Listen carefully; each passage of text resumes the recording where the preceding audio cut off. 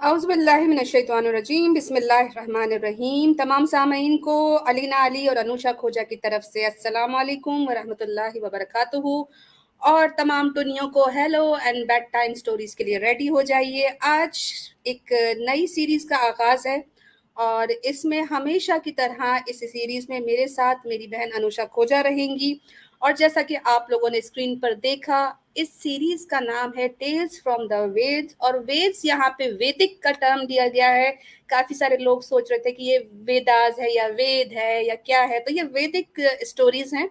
और हिंदुइज्म की रिनाउंड जो इनके कल्चरल जो स्टोरीज होती हैं, जो ये लोग अक्सर अपनी कथाओं में, अपने रामायणों में, अपनी जो टेली मूवीज होती हैं, टेली फिल्म्स होती हैं, वहाँ पे ये लोग डिपिक्ट कर रहे होते हैं। अनुषा, आपसे रिक्वेस्ट है कि सिस्टर आप साथ साथ कमेंट्स भी दिखाते जाइएगा जब तक मैं आज की स्ट्रीम का जो है वो इंट्रो दे दूं, और फिर इंशाल्लाह माइक जो है वो अनुषा के हवाले होगा। सिस्टर अनुषा, कैसा फील कर रही है एक नई सीरीज में मेरे साथ, और हम इसको लेके चलेंगे इंशाल्लाह। जी अनुषा, अस्सलाम वालेकुम। वालेकुम अस्सलाम। बहुत एक्साइटेड हूँ, बहुत मज़े की स्टोरी है, सुनने वालों को बहुत मज़ा आएगा और हम बताने वालों को भी बहुत मज़ा आने वाला है। एक ऐसी स्टोरी जो सनातन धर्म में लोग जो हैं उस उनको पता ही नहीं है कि ऐसी कोई स्टोरी भी मौजूद है, जो बहुत पाकबाज़ होने का दावा करते हैं, तो उन्हीं के धर्म से हमने निकाली ये बेड टाइम स्टोरी। तो गेट रेडी टुनियो, तुम भी ज़रा देखो कि हमने क्या आज एक्सप्लोर करना है। ठीक है, ये तो अब इस स्टोरी को सुनने के बाद ही पता चलेगा कि टुनियों की नींद उड़ती है या फिर आती है, या फिर जो बची कुची आ रही थी वो भी खत्म हो जानी है। बेड टाइम स्टोरीज हैं, और ये वो स्टोरीज हैं जो कि इनकी धार्मिक कथाएं, जो कि ये बड़े ही जब सुन रहे होते हैं तो टीवी पर इनके आगे जो है इनके आंसू टपक रहे होते हैं। इनकी वो महान देवियाँ जिनके किस्से ये बयान करते हैं और उनको आइडलाइज करते हैं, उन्हीं के बारे में ये कहते हैं कि जी हमारी देवी देवताओं की तरह आप लोग बनो और इस्लाम मज़हब को छोड़ दो, क्योंकि हमारे मज़हब में तो ऐसी ऐसी महान महिलाएं गुजरी हैं, ऐसी सी महान देवियाँ गुजरी हैं जिनको आप उसको फॉलो करेंगे तो आप खुद भी देवी बन जाएंगी। तो अनुषा, हमने आज देखना है कि इनकी एक देवी है, देवी अहिल्या। क्या वो फॉलो करने के लायक है भी या नहीं इस स्टोरी से? क्योंकि जिस तरह ये लोग कहते हैं कि आपकी जो कुरान में कहानियां हैं वो आप कहते हैं लेसन्स हैं, ये कहते हैं कि हमारी भी कथाएं जो हैं वो हमें एक सबक सिखाती हैं, हमारे लिए प्रेरणा होती हैं। और वो प्रेरणा जो है वो क्या है? तो देखें, मुसलमान महिलाएं जो कि कहती हैं कि भाई ये अपनी मिसालें देती हैं हिंदू औरतें, तो तमाम जितनी भी खवातीन हैं वो देखें कि क्या ये जो सनातन मजहब की जो देवी हैं उनको फॉलो किया जा सकता है या नहीं।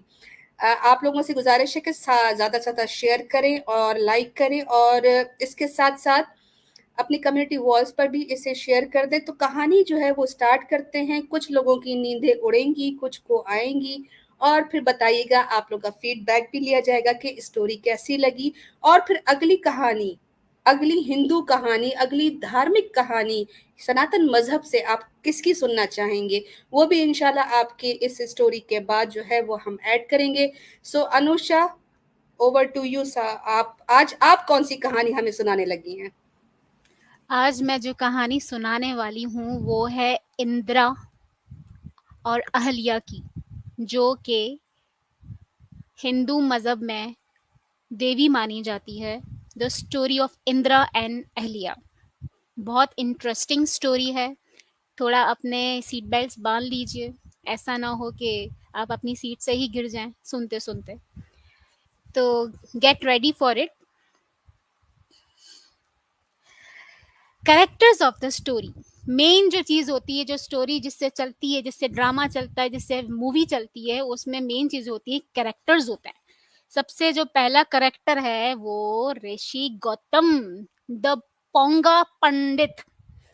इतना पोंगा के सिवाय उसको अपनी पूजाओं के, अपनी प्रैक्टिसेस के कुछ नज़र नहीं आता। और उधर ही है बेचारी देवी अहलिया, एक तरसी हुई आत्मा जिसको देखकर दिल चाहता मैं गाना गाऊं, मेरा दिल ये पुकारे आ जाओ। इसके बाद आते हैं, तीसरा आता है इंद्रदेव। ये तो शक्ति कपूर का भी देव लगता है मुझे, क्योंकि ये इतना शक्तिमान है कि इसने ऐसे-ऐसे कांड किए हैं ना, ये आगे चल के आपको पता चलेगा। चलिए चलते हैं मैं हमारी। अच्छा, जिस तरह अनुषा यहाँ पर देवी अहिल्या ट्री के बराबर में खड़ी हैं और वाकई तरसी आत्मा लग रही हैं, और जो गाना आपने गाया वो मैच भी होता है इन पे। ऐसा ही लग रहा है जैसे किसी को पुकार रही हैं। एक तरफ बुड्ढा बाबा है, दूसरी तरफ शक्ति कपूर है। देखते हैं कि ये इसकी पुकार पर कौन सा देवता या कौन सा पंडित या कौन सा जो है वो हैवान जो है वो इनके पीछे आता है। जी कंटिन्यू। सबसे पहला कैरेक्टर जो था वो हमारा है इंद्रा। ठीक है, अब इंद्रा के बारे में हम जानते हैं कि इंद्रा आखिर है कौन। इंद्रा जो है एक देवता है, या कह लो देवताओं का जो होता है वो बादशाह है। ठीक है, इसका जो रिलेशन है, इसको किस तरह पहचाना जाता है, ये आसमान, बिजली, गरज बरज, तूफान, इनके बहाव को देखता है। ठीक है, और ये जो ऋग्वेद, इनकी जो ऋग्वेदा है, उन 250 ऋग्वेदाओं में से सबसे हाईएस्ट रैंक जो है ना, इस देवता को जो है वो माना जाता है। और इसकी शक्तियां भी इतनी होती हैं कि ये इसकी शक्तियों पर, इसके जो ये करता है काम, ये सारी चीजें संभालता है, इस पे सेलिब्रेट भी किया जाता है। इसको जो है बहुत ज्यादा जो है वो जो जितने शैतान होते हैं उनको मारने पर भी ये बिल्कुल हावी होता है, मारता है। बल्कि इसमें मेंशन भी हुआ है कि जो असुरा एविल जो था, उसको इसने मारा भी था, लेकिन एक और इस नाम से इसको पहचाना जाता है कि जो देवी अहल्या है, इसके साथ इसके रिलेशंस कुछ खास अच्छे नहीं रहे हैं। क्या कहती हैं लीना सिस्टर? खास अच्छे नहीं रहे। इसने तो फड़का डाला था अहिल्या को, जो कि बीवी थी गौतम की। और हैरत की बात है कि इतना शक्तिमान खुदा, जो कि लाइटनिंग कंट्रोल करता है, जो कि थंडर स्टॉर्म्स कंट्रोल करता है, बारिश के बहाव को संभालता है, और जिसके लिए ऋग्वेद में 250 श्लोक में उसकी तारीफें लिखी हुई हैं, लेकिन वो इतना कोई अश्लील काम कर जाता है। इसको पूरे इंद्रा को इस पूरे ब्रह्मांड में कोई और नहीं मिला था कि किसी की बीवी पर इसने सेक्सुअल रिलेशनशिप इससे कायम किया। आगे देखते हैं कि इसने क्या किया। जी सिस्टर। अभी तो सिस्टर इंट्रोडक्शन चल रहा है ना। बिल्कुल। नेक्स्ट हमारे जो कैरेक्टर हैं वो है अहलिया। अहलिया जो है वो बहुत, एक तो सबसे पहला जो उसका प्लस पॉइंट था, वो ब्रह्मा भगवान की बेटी थी। ठीक है, और दूसरा जो है बहुत खूबसूरत मानी जाती थी, इंसानों में से सबसे खूबसूरत मानी जाती थी। और हर इंसान और इनका हर देवता इससे शादी करने को तैयार था। और ये सोचकर इसके अब्बा ने डिसाइड किया कि चल इतने सारे लाइन में लगे हुए हैं, एक काम करते हैं, एक गेम खेलते हैं। फिर इस गेम में जो भी आगे आएगा उसको हम इसका पति बना देंगे। ये है इनका इनके सनातन धर्म में ऐसे सिलेक्शन होती है लड़कों की। हम्म। यानी कि एक मुकाबला रखवाया गया। अच्छा, यहाँ पे एक बात और मेंशन करने वाली है कि यहाँ पर ब्रह्मा ने इनको जो है वो पानी से पैदा किया था, और इनके जितने भी कहते हैं ना लीलाएं, उसमें से एक लीला इसको भी माना जाता है कि ये किसी औरत से पैदा नहीं हुई अहिल्या, इसको ब्रह्मा ने पानी में से पैदा किया। पर मजे की बात यह है कि ब्रह्मा ने जो अपनी पहली बच्ची पैदा की थी, जो कि बहुत ही खूबसूरत थी, सरस्वती, उसके ऊपर तो ब्रह्मा जी का दिल लट्टू हो गया था। लेकिन ये कहते हैं कि तमाम औरतों में से ज्यादा खूबसूरत थी, पानी में से बनी थी, और ये इतनी खूबसूरत थी कि खाली ब्रह्मा जी तो अपनी बेटी सरस्वती पे दिल दो बैठे थे, और हाथ और दिल दोनों दो बैठे थे, लेकिन अहिल्या के पीछे तो जमीन और आसमान की जितनी भी मखलूकें हैं वो इसके पीछे थी। और ये कॉन्टेस्ट जो हुआ था, बड़ा हैवी कॉन्टेस्ट हुआ था इनके यहाँ। अनुषा, कभी भी शादियां जो इनके आसमानों पर होती हैं, वो कभी भी सीधे तरीके से इंसानों वाले तरीके से नहीं होती है। इनके यहाँ जब शादी होती है तो ये इसी तरह के जो है ना रस्सा खुशी करने की कोशिश करते हैं। एक तरफ किसी के हाथ में रस्सी पकड़ा देते हैं, किसी के हाथ में, और फिर खींचा तानी में, ऐसे जैसे उस औरत की कोई इज्जत ही नहीं है। उसको जी जो जीत ले एक ट्रॉफी की तरह वो उसकी हो जाती है। क्या इससे राय पूछी जाती है कि जीतने वाला शख्स अगर असुर निकला, जीतने वाला शख्स भगवान ना निकला, वो तो कोई देवता ना निकला, कोई ह्यूमन निकला, लेकिन यहाँ पर तो राय पूछी नहीं जाती है। तो ये जो सनातनी दिन रात ये कहते हैं कि जी इस्लाम में औरतों को जो है वो उनसे राय नहीं पूछी जाती, लेकिन इनके तो भगवान अपनी ही बेटियों से राय नहीं पूछते। वहां तो 1 2 3 गो, जेट सेट फायर, फायर होता है, कॉन्टेस्ट स्टार्ट हो जाता है, सारे ही भागने शुरू हो जाते हैं और फिर जिसके हाथ वो महिला आ जाती है। तो ये इनके यहाँ शादियां ऐसी इस तरीके से होती हैं, और लॉटरी की तरह। भगवान की बेटी भी ऐसी जो कि कन्याओं में मानी जाती है, जो इनकी पंचकियां क्या बोलते हैं सिस्टर, इसको मेरा तो नाम ही पंच नहीं आता। कन्या, यहाँ पांच पंचकन्या, लड़कियां। हाँ, जो हाँ। 5 कन्याएँ हैं, उनमें हम्म। सबसे हाईएस्ट जो है इसको माना जाता है। और मतलब ऐसी ऐसी देवी को जो है उससे शादी करने से पहले पूछा ही नहीं गया। मतलब वो जो है ना वो बेचारी बीच में इसको खड़ा कर दिया और फिर सारे भगवानों को और इंसानों को खड़ा कर दिया और सब समझ लो वो सब सारे गा रहे हो कि तेरा देहान किधर है, ये तेरा हीरो इधर है। तो ये वाला हाल होगा इनका भी। चलते हम्म। हैं नेक्स्ट अपने उस पे।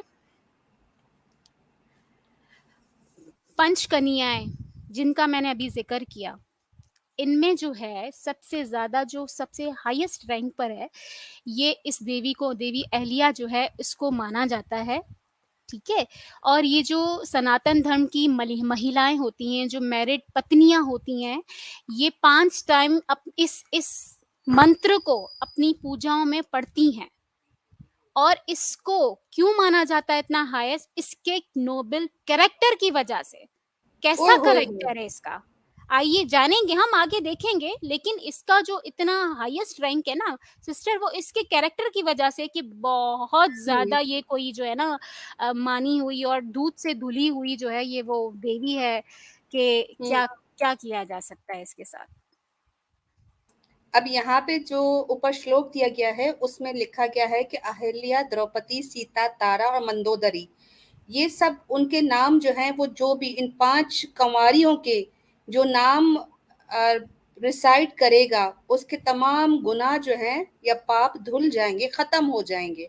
अब पहली बात तो ये कि इस श्लोक में सब जो बात आ रही है वो अहिल्या, चाहे द्रौपदी, चाहे सीता, तारा, मंदोदरी, इसमें से कोई भी कन्या तो नहीं है, लड़की की कैटेगरी में आती नहीं है। दूसरी वो वर्जन की कैटेगरी में नहीं आती क्योंकि सबकी शादियां हुई थी और एक पति नहीं 10-10 पति वाली भी है इसके अंदर। और इसमें तो वो भी है कि जिसको एक रावण उठा के ले गया और वो उसका शौहर उसे एक्सेप्ट नहीं करा, शौहर उसको अपने भाई को ऑफर कर रहा है। अहिल्या है तो उसका भी अभी हमारी सिस्टर जो है स्टोरी बता देगी, द्रौपदी के 5-5 पति थे। तो इनमें से कौन सी खातून है जिसको ये लोग कहते हैं कि ये आपके गुनाह साफ कर देंगी और सुबह की जो है वो सुबह सुबह की जो आपकी पूजा होती है उसमें उसके नाम पुकारा करें। तो ये तो बिल्कुल गलत श्लोक है, इससे साफ पता चल रहा है कि ये कोई भगवान का लिखा हुआ तो हो नहीं सकता, क्योंकि मैंने अभी बैठे बैठे तो 4 मिस्टेक तो मैंने निकाल ली है जी। क्या बात है सिस्टर, आप तो टीचर हो गई। हाय मैं इनको सबको टुनियों को मैं सिखाऊंगी, देखना इनके स्कूल की प्रिंसिपल मैं लगने वाली हूँ, खासकर महिलाओं की। आगे चले। Very good. अच्छा, अब बात आती है अहलिया की शादी की। तो जितने भी, जैसे कि मैंने आपको पहले भी बताया था कि इसकी शादी के लिए इतने सारे भगवान और इतने सारे लोग जो इंसान थे, जो मनुष्य थे, वो इसके लिए इसके साथ शादी करने को तैयार थे, वो तो मर रहे थे, ठीक है? तो नहीं इसके सिस्टर, यहाँ बाबा पे ना यहाँ पे मैं आपको करेक्ट कर दूं कि वहां पे सारे भगवान थे, सिर्फ एक इंसान था। इसी पे तो सारी जंग चलने वाली है। नहीं, मैं आपको बता रही हूँ ना, आ रही हूँ ना आस्ते-आस्ते, कि मैं ये ओके। बता रही हूँ कि इसके पीछे मर तो सभी रहे थे ना, लेकिन इसके अब्बा हुज़ूर ने जो डिसाइड किया, वो इतने सारे भगवानों के साथ एक इंसान को बीच में डाल दिया, जो कि इसकी हम्म। उम्र से बहुत बड़ा, जिसको तो मैं बाबा ही कहूँगी, बाबा जी, बाबा गौतम। तो उसको भी डाल दिया। तो ये बात जो है, ज़ाहिर-सी बात है, आप इतने बड़े-बड़े देवताओं में एक इंसान को शामिल करोगे तो ज़ाहिर-सी बात है जेलसी तो कहीं न कहीं आएगी। जेलसी आई, कैसे आई? ये जो इंद्र भगवान था ना, जो बहुत ज़्यादा, जिसको इतने सारे पावर्स मिले हुए थे, उसको लगी मिर्ची कि हमारे इतने इतने सारे देवताओं के बाद और मैं इतना बड़ा भगवान हूँ, मेरे पास इतने पावर्स हैं, इसने मुझे क्यों नहीं सेलेक्ट किया, इस इंसान को क्यों बीच में डाला हमारे देवताओं के बीच में? क्योंकि उसको पता था कि मैं सबसे ज़्यादा ताकतवर हूँ, भगवानों में से, देवताओं से तो मैं जीत जाऊँगा। लेकिन चलो उसने बोला ये इंसान है, ये क्या कर लेगा, ये क्या हमारा उखाड़ लेगा, चलो कर लेते हैं। लेकिन इसको ये बात बहुत बुरी लगी। इसने क्या किया, इसने फन करना शुरू कर दिया। इसने जो है ना भगवानों के साथ मिला के अपने अपने साथ भगवानों को मिला के, देवताओं को मिला के इस बेचारे बाबा गौतम का जो है ना मजाक उड़ाना शुरू कर दिया कि ये क्या कर लेगा हमारा। और यहाँ लेकिन पे जो है ना, हाँ, लेकिन यहाँ पे ये रीजन भी मैं बता दूं कि ब्रह्मा ने सारे इंसानों में से सिर्फ इस एक शख्स का क्यों, सेज जो गौतम है, इसका क्यों इंतखाब किया, उसका भी रीजन जो है वो इन्हीं कथाओं में आता है कि जब अहिल्या छोटी बच्ची थी तो वो इनके आश्रम यानी कि गौतम के जो आश्रम था वहां पर जो मथीला में था उधर वो खेला करती थी, छोटी बच्ची थी, और छोटी बच्ची हो क्या, हाँ वही छोटी बच्ची थी। और गौतम जो है वो उस वक्त वहां के साधु थे, संत थे, बहुत बड़े सेंट थे। अब कहते हैं कि उन्होंने खुद उस किताब में लिखा है कि ब्रह्मा को पता चल गया था कि गौतम जो है वो अट्रैक्ट हो गया है इस छोटी बच्ची के खूबसूरत रूप से, तो उसकी वजह से उन्होंने उनको भी कॉल किया कि आप भी आ जाओ, क्योंकि आप भी आखिर हमारी बच्ची के पीछे जो है वो लट्टू फिर रहे हो। तो तमाम खुदाओं के बीच में ये एक इंसान इसलिए लाया गया क्योंकि इसको बुढ़ापे में ठरक सूझी थी। लेकिन ये बुढ़ा जो था वो ठरकी था या नहीं था? बुड्ढा ठरकी था इसलिए कि उसने बचपन में ही इस बच्ची पर नजर रख ली थी, और ब्रह्मा जो था, जो अंतर्यामी इनका खुदा है, उसको पता लग गया था कि ये जो है ना मेरी बच्ची पर नजर रखता है। तो ये इसलिए बुलाया गया था ऊपर आसमानों पर इस कॉन्टेस्ट के लिए जहाँ पे तमाम देव थे, तमाम भगवान थे, और ये वाहिद इंसान था। क्या बात है। चलिए चलते हैं हम अपने आगे। आइए अब बारी आती है रेस की। मुकाबला जो था ना इनका क्या था कि कम से कम समय में इनको पूरी धरती का जो है ना वो राउंड लगाना था, ठीक है, चक्कर लगाना था। तमाम जो देवता थे उन्होंने क्या किया, अपनी अपनी गाड़ियों पर वो सवार हो गए, लेकिन बाबा गौतम ठहरे बेचारे बूढ़े, वो पैदल चलना शुरू कर दिए। जब मुकाबला शुरू होता है तो तमाम देवता से आगे बढ़ जाते हैं। बाबा गौतम एक अक्लमंद इंसान थे।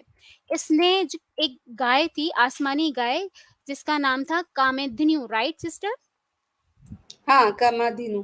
हाँ, तो इसको जो है एक बछड़े को जन्म देते हुए देखा। इसने भी इसका एक चक्कर मुकम्मल कर दिया। पूछो क्यों? क्योंकि क्यों? ये जमीन के चक्कर लगाने के बराबर था। कैसी अकल दौड़ाई इस इंसान ने, जो तमाम हम्म, भगवानों को पीछे छोड़ गया। ठीक है, इसने जो है ये अकल दौड़ा के जो है ना एक गाय का चक्कर लगा के और बोला चलो जी मेरा तो एक राउंड पूरा हो गया। बड़ी बात है। ठीक है। अच्छा सिस्टर, बैक पे चलते हैं। ये देखिए इधर लिखा है कि तमाम खुदाओं ने जो है वो अपनी व्हीकल्स, कौन सी व्हीकल सब ने निकाल ली थी। अब व्हीकल से हमें याद आया इनके उड़ते घोड़े हैं, इनके उड़ते बैल, उड़ती चिड़ियाएं, उड़ते खोते, वो उड़ता हुआ एक सुअर भी है, वो मैंने पिक्चर देखी। इनके भगवान अलग अलग जानवरों पर उड़ रहे थे जब ये मुकाबला शुरू हुआ है। तो गौतमा के पास तो ऐसा कोई भी जानवर नहीं था या ऐसा उड़ता कुछ भी नहीं था, तो वो पैदल ही चल पड़े थे। तो ये जो सवाल करते हैं और ये जो दिन रात ठट्ठा उड़ाते हैं और अजीब अजीब बातें करते हैं, इनके तो भगवानों के पास वो जात का जानवर उड़ने वाला मौजूद है, और इनको हमारे उड़ते घोड़े पर जो है वो टेंशन हो जाती है। आगे चले। अच्छा वैसे बीफ बिरयानी बड़ी याद आ रही है लोगों को, कैसी लग रही है आप लोगों को स्टोरी? तो अगर स्टोरी अच्छी लग रही है तो जरा लिखिए हैशटैग बीफ बिरयानी, मजा आ जाएगा। आज हैशटैग बीफ बिरयानी अगर स्टोरी पसंद आ रही है तो। जी सिस्टर कंटिन्यू कीजिए। ठीक है जी, अब तो मुकाबला हो गया। अच्छा, देवताओं में जो इंद्र जो था ना वो सबसे पहले आके पहुंच गया। लेकिन जो ही इसने ये बात जानी कि भाई ये तो जो बाबा गौतम था ये तो जीत गया है मुकाबला, तो इसने जो है ना वो इंद्रा जो है ना वो बहुत नाराज हुआ इस बाबा गौतम से। लेकिन वो भगवान जो ब्रह्मा है उसकी वजह से जो है ना वो खामोश हो गया बेचारा, कि चलो मैं कुछ बोलूंगा तो फिर बात बनेगी, मैं बोलूंगा तो तुम बोलोगे कि मैं बोलता हूँ, तो वो बेचारा खामोश रह गया। लेकिन इस अहलिया को जो है ना, ये अहलिया जो थी ना बेचारी इस बाबे बूढ़े की जो है ना वो बेगम बन गई, पत्नी बन गई, और इसके जो आश्रम था ना उसमें रहने लगी। ओए हो लेकिन जो आसमानों पे आसमानों पे रहने वाली देवी ब्रह्मा की बेटी, जिसके लिए इतने इतने महान देवता इकट्ठे हुए, और उसमें सब में जो किंग ऑफ ऑल गॉड्स है, किंग ऑफ ऑल देवताज जो है इंद्रा, जो तमाम देवताओं का भी किंग है, वो अगर देखा जाए सिस्टर, तो वो तो असल वाली रेस तो वो जीता है, इससे तो शानपति की है। गौतमा ने तो कहते ना वो सिंबल के गिर्द चक्कर लगा के तो अपना काम निकाल लिया, असल में तो दुनिया के गिर्द चक्कर लगा के और तमाम देवताओं को हराकर इंद्रा आया था। तो लीगली यहाँ पर इंद्रा को मिलनी चाहिए थी अहिल्या। ऑडियंस क्या कहती है, अहिल्या किसको मिलनी चाहिए थी, इंद्रा को या गौतम को? जरूर लिखिए जी सिस्टर।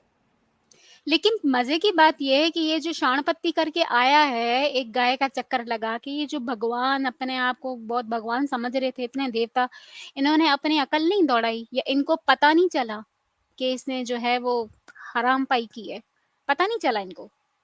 अपने आप को भगवान बोलते हैं ना, भगवान तो दिल की आवाज सुनता है ना इनकी, इनको पता नहीं चला कि ये बुढ़ा पंडित जो है वो जो है वो क्या कहते हैं, कोने से निकल गया है। वो एक मीम है ना, चीटिंग करता है वो सिंघम मूवी का, यहाँ पे वो वाली मीम होनी चाहिए थी, चीटिंग करता है ये बुड्ढा चीटिंग करता है। लेकिन ये जो शादी दिखा रहे इसमें देखे कामाधेनु बराबर में ही बैठी हुई है, मेरे ख्याल से इन्होंने वलीमे पे इसी को ही काट के खाया होगा। लेकिन ये लोग तो बीफ खाते ही नहीं है ना अपनी गौ माता का। सब खाते हैं, बोलता कोई नहीं है। ये बात, चलिए चलते हैं। अच्छा जी, बाबा गौतम जो है उन्होंने शादी तो कर ली, ठीक है, लेकिन साथ ही साथ उनकी जो तपस्या थी ना वो उन्होंने अपनी बहुत बढ़ा दी। इसने अपनी बीवी के साथ फिजिकल रिलेशन भी नहीं बनाए। बाबा हैं गौतम इतने हैं इतने इतने अपने जो पूजा करते थे, तपस्या करते थे, उस पर वो इतने अटल थे, और बढ़ा दी इसने कि इसके पास टाइम ही नहीं था अपनी बेगम के साथ फिजिकल रिलेशन बनाने के लिए। कैन यू वो इमेजिन? बेचारी वो बेचारी पूछ रही है शादी क्यों की थी फिर, हैं? ये कॉन्टेस्ट जीतने का नाटक क्यों किया था? अगर तुम्हें नहीं मुझसे कोई रिलेशनशिप रखना था तो वो देवताओं को हुई मेरे हवाले कर देते हैं। वो बेचारी सर पकड़ के बैठी हुई यानी कि गौतम को करनी थी तपस्या, भगवान की भक्ति, तो वो तो ब्रह्मचारी बनकर भी कर सकते थे, शादी बेचारी की जिंदगी बर्बाद कर दी, ये क्या? लेकिन मजे की बात तो ये है कि इसने जो शादी की, इसकी शादी हुई बाबा गौतम से, और जो इंदिरा को उस हार झेलनी पड़ी, तो साथ में हुआ क्या कि इंदिरा की जो है ना आता मादी सटक ली। उसने तो सोच अच्छा। लिया अब तो उसको मैं छोड़ूंगा नहीं। लेकिन चलिए चलते हैं आगे, देखते हैं क्या सिस्टर आपको इसमें कुछ और ऐड करना है तो करें, वरना हाँ आगे बहुत। बिल्कुल। नहीं, मैं इसमें जो है ना ये एक्सप्लेन कर दूं कि इंदिरा जो था ना उसको तो ये अंदाजा, और क्योंकि भगवान था तो उसको पता तो लग गया कि Baba ji has no time for love है। बेगम जो है वो घर में कुटिया के अंदर जो आश्रम है वहां पे वो बेचारी कहती है मैं कौन सी तपस्या कर रही हूँ, मुझे किस चीज की सजा दे रहे हो। लेकिन भगवान को अंदाजा हो गया कि ये बेचारी महिला के साथ जो है ना बहुत ही दुखी है, और भगवानों का काम होता है कि हर मनुष्य को उसको तकलीफ से निकालना। तो यहाँ पे इंदिरा ने सोचा कि यही टाइम है बदला लेने का, यानी कि गौतम ने जो चालाकी करके और चीटिंग करके जो अहिल्या मुझसे ली है, तो ये जो इतनी तपस्या कर रहा है, तो इनके यहाँ एक कॉन्सेप्ट होता है कि जब कोई इंसान बहुत ज्यादा तपस्या भक्ति और इबादत या पूजा करने लगता है तो उसको देवता का भी जो है दर्जा मिल जाता है। तो यहाँ पर इसको शक पड़ने लगा इंदिरा को कि कहीं ऐसा तो नहीं कि गौतम जो है वो इतनी तपस्या करके कहीं ये आसमानों पर मेरी जगह तो ना ले ले, कहीं ये मुझसे बढ़कर तो ना देवता बन जाए। तो क्यों ना एक तीर से दो शिकार किया जाए। और उसने फिर इसको करने के लिए या इस प्लान को एग्जीक्यूट करने के लिए इंदिरा कुछ भी कर सकता था, इंदिरा हर चीज के लिए तैयार था। और इंदिरा ने क्या किया, उसने सबक सिखाने के लिए सेज को इसकी तपस्या से भी रोकने के लिए और उसको ऐसी कारी जर्ब लगाने के लिए कि फिर एक तीर से दो शिकार हो, यानी कि मोहब्बत भी मिल जाए और जन्नत भी, यानी कि स्वर्ग भी हाथ से ना निकले। तो उसने एक तरकीब लगाई जी सिस्टर।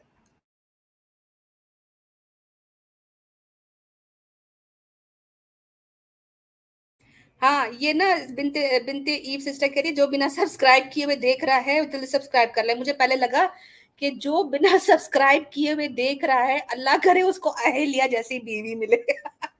मुझे पहले ये लगा, मैंने कहा बिनते ईव पता नहीं कोई शराब शराब देने लगी है किसी को ना। जी अनुषा। जी सिस्टर, तो टाइम आता है कि इंदिरा जो है वो उसको पता होता है कि इसकी बाबा गौतम जो है उसकी क्या रूटीन है, उसका तपस्या का टाइम क्या है। वो सूरज निकलने से पहले जो है वो नदी के किनारे जाता है, वहाँ अपनी पूजाएँ करता है। लेकिन इसने अपनी जो है ना वो जो सटक गई थी ना इसकी, तो इसने बोला कि चलो अब मैं कोई कहानी, क्योंकि उसके पास पावर्स बहुत थे। वो कुछ भी कर सकता था, वो जो है वो मुर्गा भी बन सकता था, वो मुर्गी भी बन सकता था, वो साँप भी बन सकता था। तो इसने अकल ये दौड़ाई कि इसने जो है वो मुर्गा बन के कुकड़ू कूश करना शुरू कर दी। इसने जब कुकड़ू शुरू की तो बाबा जी उड़ गए, बोला चलो भाई हमारी तपस्या का टाइम हो गया है। ये नज़र नहीं आया कि एलिया बेचारी सोई हुई है, इसको थोड़ा-सा टाइम दूँ, नहीं, हमारी तो सब तपस्या का टाइम है। बेचारी जो है एलिया जो बोलती रह गई कि I need love baby, I need love baby, लेकिन बाबा बोले कि बाबा जी नो तपस्या ओनली, यहाँ से हमें स्वर्ग मिलेगा, हम स्वर्ग में भगवान जाएँगे। ओनली। वो कहती हूँ कि आई नीड लव, वो कहता होगा आई नीड भगवान। भगवान के चक्कर में बीवी को बेचारी को। अच्छा, कुकड़ू कू करता रहा, सूरज जो है वो चढ़ गया, यानी कि सुबह का टाइम हो गया, कुकड़ी सोई रही। ये क्या माजरा है सिस्टर? अरे सुने तो सही ना, कुकड़ी को जगाना था ना उसने, सब्र अच्छा। तो करे, वो अपने तरीके से जगाएगा ना कुकड़ी को भी। कुकड़ू चला गया, ठीक है। अब ये आया, अब ये जो गौत इंदिरा था, ये गुटरगू करता हुआ अंदर घुसा इसके इसके आश्रम में जहाँ ये रहती थी, ठीक है। हम्म। चलो जी, यहाँ आता है मज़ा। अब ये जो एहलिया है, इसको जो है, इसके साथ इसने जो फ़िज़िकल रिलेशन कायम किया, इसके साथ जो है, इसको बड़ा मज़ा आने लगा। और इसको पता था इंदिरा को कि एहलिया जो है, वो आम देवी नहीं है। सबसे खूबसूरत लॉर्ड ब्रह्मा जो इनका है, उनकी बेटी, जो सबसे बड़ा जो तपस्या करने वाला जो बाबा गौतम है, उसकी पत्नी। तो इसके लिए जो है ना ये चीज़ बड़ी वो थी कि चलो आज मैंने इसको हासिल कर लिया। लेकिन एहलिया भी, इसको शक हुआ, मेरा मियाँ तो था नल्ला, वो तो कुछ करता नहीं था। अब उसको इसमें तो कौन भगवान चाहिए था। उसको जो है, उसने बोला चल इसको आज इस नल्ले को हुआ क्या है। फिर थोड़ा जब टाइम गुज़रा, थोड़ा-सा प्लेज़र आने लगा, तो उसको पता चला कि ये मेरा बाबा गौतम नहीं है, ये तो मेरा इंद्रा है, सबसे बड़ा भगवान, हम्म। शक्तिशाली। वाह! उसको फिर जो है ये जो है इसको पता चल गया था इंदिरा को, लेकिन ये फिर भी मतलब वो करती रही कि नहीं, जो मतलब बताती इसको हम्म। शो करती रही कि नहीं मुझे लगता है कि तुम मेरे शायद मेरी। हस्बैंड ही हो। हाँ। लेकिन उसको पता अच्छा। चल गया था। पता चल गया था। और देख, इसने जाते जो हम जैसे हम इस स्टोरी के बारे में जब हम रिसर्च कर रहे थे, तो हमारी नज़रों से काफ़ी सारी जो इनकी टेली फ़िल्म्स हैं, जो उन्होंने इस कथा पर बनाई हुई है, उसमें हर किसी में एक ही स्टोरी आती है कि जैसे वो इंटर होता है, भगवान इसके सेज के गौतम के रूप में रूप धारण करके अंदर जाता है, तो अहिल्या इसको देख के सवाल करती है कि तुम इतनी जल्दी कैसे आ गए? तो इसके मुंह से रालें टपक रही थी टेली फिल्म के अंदर, और वो देख के मुझे इतनी कोई घिन आ रही थी। वो उसको तनी क्या अजीब सा उसका मुंह दिखा के, और वो उसको कहता है कि मुझे तुम्हारा शरीर चाहिए। अब उस पर जो है तमाम मूवीज में, तमाम टेली फिल्म्स में ये दिखाया गया है कि ये अंदाजा लगा लेती है कि वो तो तपस्या में भंग था, उसने तो एक अपनी सोचा हुआ था कि मुझे भगवान चाहिए, तो ये आ नहीं सकता। दूसरा ये कि जिस तरह वो उस पर लपका था, उसको अंदाजा था, और वो देवी थी तो उसको पता था कि इंदिरा उसके पीछे बहुत पागल है। और इससे पहले भी कई दफा इंदिरा ने जो है वो अपनी जो मोहब्बत का इजहार इससे किया हुआ था, और इसको पता था। इसको इवन लॉर्ड ब्रह्मा ने भी बताया हुआ था इंदिरा के बारे में अपनी बेटी को, कि तुमसे बहुत मोहब्बत करता है। अब जब इसको अंदाजा हो गया कि ये गौतम नहीं है, लेकिन उसके बावजूद भी जो है ना इसने रोका नहीं। और इसी वजह से आगे जो चीजें होंगी इंशाल्लाह वो सिस्टर बताएंगे, लेकिन जो इसने रोका नहीं और इसने होने दिया, और जिस लिमिट तक हो सकता है उस लिमिट तक होने दिया। और फिर आखिर में जो है वो जब अच्छी तरीके से उसने दोनों ने वो कांड कर लिया जो कि नहीं करना चाहिए था, जो शर्मिंदगी की बाइस बना इन दोनों दोनों के लिए और हिंदू मजहब के लिए भी। उसके बाद जो है वो अ, इसने अपने आप को हवाले कर दिया था और इसको आखिर में इस जो इनके श्लोक मिलते हैं और हम इंशाल्लाह शो भी करेंगे, उसमें बाकायदा लिखा है कि इसने अपने दिल से सेटिस्फाई हो गई, फुलफिल हो गई। उसकी जो तरसी आत्मा थी, उसको इंदिरा ने जो है वो कंप्लीटली फुलफिल कर दिया। जी सिस्टर। तो फिर इससे क्या सबक मिलता है सनातन धर्म की औरतों को और मर्दों को? सनातन महिलाएं को चाहिए कि इसको फॉलो करें। क्यों फॉलो करें? हम्म। क्योंकि ये इनकी देवी है, इनकी पंच कन्याओं की भी लीडर है। इसने अपने शौहर के होते हुए दूसरे आदमी जो कि उसको लस्टफुल तरीके से देख रहा था, उसको अपने आप को अर्पण कर दिया। तो जितनी भी सनातनी महिला हैं, अगर वो अपने सनातन मजहब को बहुत प्रचार करती हैं, उसको फॉलो करती हैं और अपनी देवियों के बारे में कहती हैं कि सीता बनो, दुर्गा बनो, कभी ना बुरके वाली बनो, तो बुरके वाली नहीं बनते, लेकिन ये तो पहले खुद बने ना। अपने शौहरों के साथ सारी सनातनी महिलाओं को अब चीटिंग करनी चाहिए। सारी सनातनी महिलाओं को इसको अहिल्या को फॉलो करते हुए अपने हस्बैंड के होते हुए दूसरे मर्दों को घर बुलाना चाहिए और उनकी जितनी भी एडवांसेस हैं उनको जो है गो अहेड देना चाहिए। ये सनातन मजहब है। जी।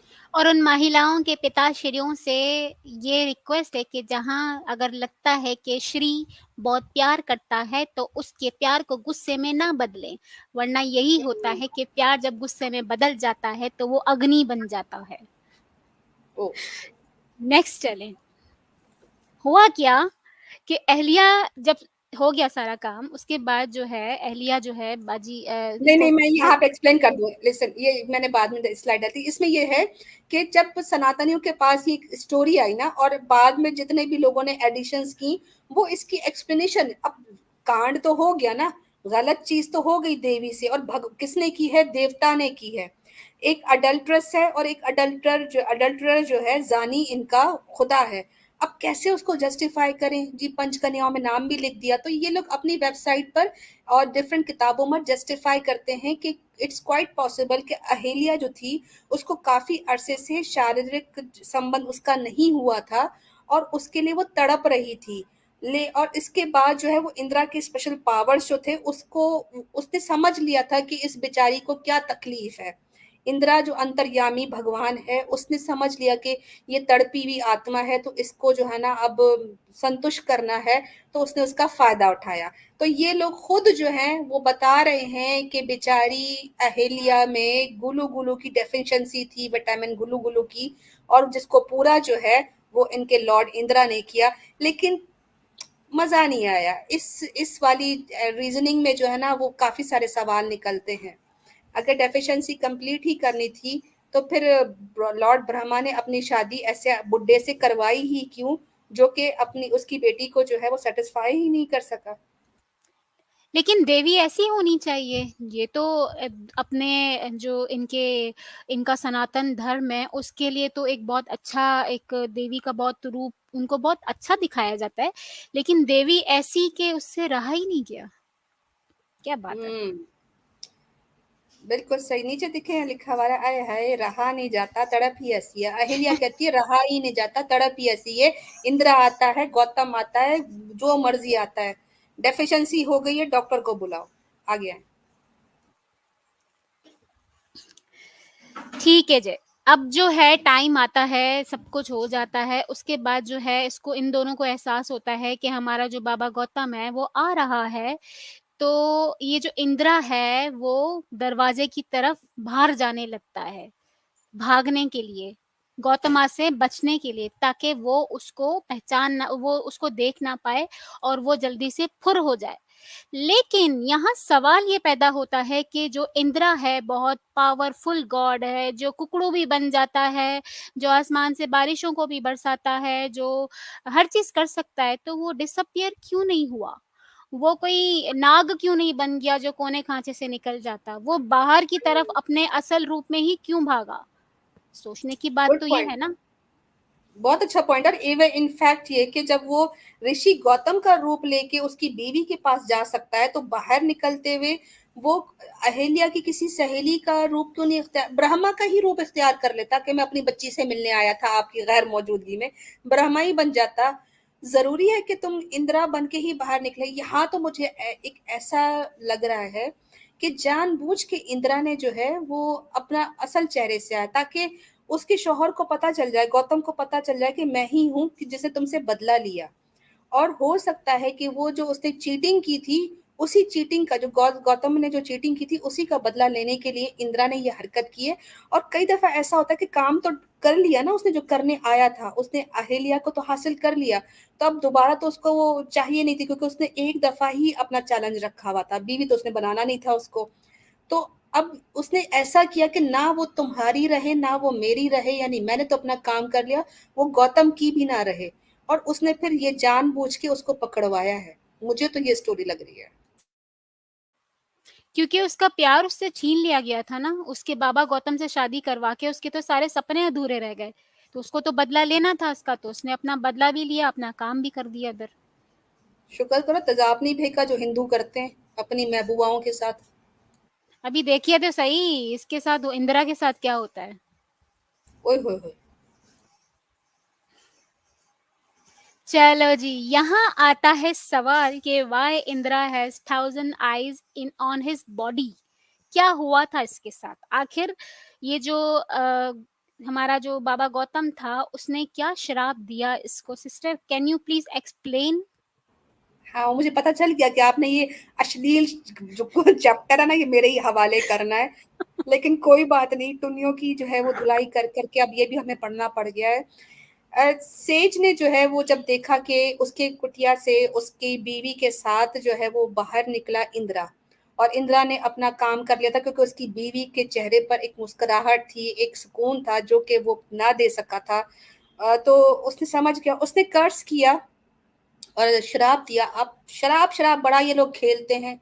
हिंदू मजहब में हर एरा गैरा नथु खरा शराब ही दे रहा होता है। इंशाल्लाह उस पर भी हमारा एक प्रोग्राम आने वाला है कि जितने भी शराब ये लोग देते रहते हैं एक दूसरे को, पता नहीं अलग ही गेम बनाई हुई इन्होंने, उस पर भी हमारा प्रोग्राम आने वाला है। लेकिन यहाँ पे जो शराब इसने दिया, इसके दो वर्जन मिलते हैं। एक वर्जन में आता है कि जो गुस्सेला जो गौतम था, उसने जो है वो सजा ये दी कि उसने उसका जो मेल पार्ट था, जो मेल टेस्टिकल्स थे इंदिरा के, उसने उसको इशारा किया और उसके जो मेल ऑर्गन्स थे उसके जिस्म के जो छुपाने होते हैं धोती के पीछे, वो नीचे जाके जमीन पर गिर पड़े।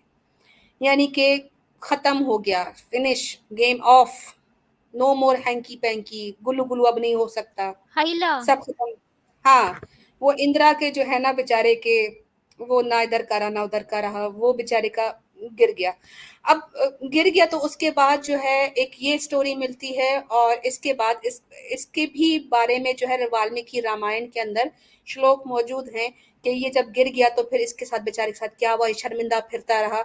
एक वर्जन ये भी मिलता है कि इसको कहा कि तुम जिस चीज के पीछे पड़कर तुमने मेरी इज्जत को दागदार किया, तुमने मेरी बीवी के साथ जो चीज किया वो तुम्हें एक ही चीज चाहिए थी, तो जिस चीज को तुम पाने के लिए गए थे अब तुम्हारे जिस्म पर वो हर जगह होगी।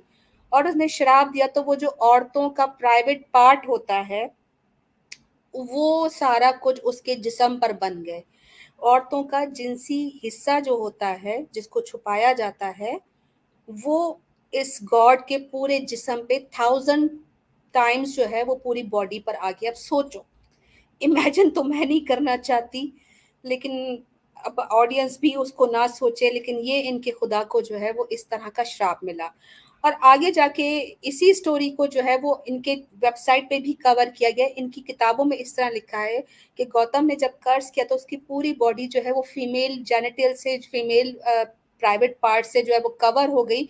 और वो इतनी कुछ शर्मिंदगी का मकाम था कि इंदिरा ने जो है वो अपने आप को छुपाने की बड़ी कोशिश की, और फिर वो इतना कुछ शर्मिंदा होने लगा कि उसने अपने आप को दुनिया से, परलोक से, आसमानों से बिल्कुल गायब हो गया। और जो उसके जिम्मे एक ड्यूटीज लगी थी कि तुमने पानी बरसाना है, तुमने बारिश करनी है, तुमने थंडर बनाना है, तुमने जो क्लाइमेट का जो भी इसके हाथ में था वो चीजें होना बंद हो गई, जिसकी वजह से दुनिया जो है वो सफर करने लगी। और उसके बाद जो है वो उसका भी ब्रह्मा के पास बाकी सारे जितने भी गए थे तो उन्होंने जो है ब्रह्मा से सिफारिश की, इसने लॉर्ड इंद्र ने, कि तुम कुछ करो, मेरा मैं ऐसे नहीं रह सकता और दुनिया नहीं चल पाएगी। तो ब्रह्मा ने जाके सेज को यानी कि जो गौतम था उसको रिक्वेस्ट की कि अपनी कर्स को चेंज करो, अपने श्राप को चेंज कर दो। और वो चेंज करके फिर उसने उस जो फीमेल पार्ट था उसको आंखों में तब्दील कर दिया। तो फोकलोर के हिसाब से इंद्रा जो है वो अब मशहूर होने लग गया, वो खुदा जिसके 1000 आंखें हैं। इससे पहले वो खुदा जिसकी 1000 योनियां हैं। आगे चलिए।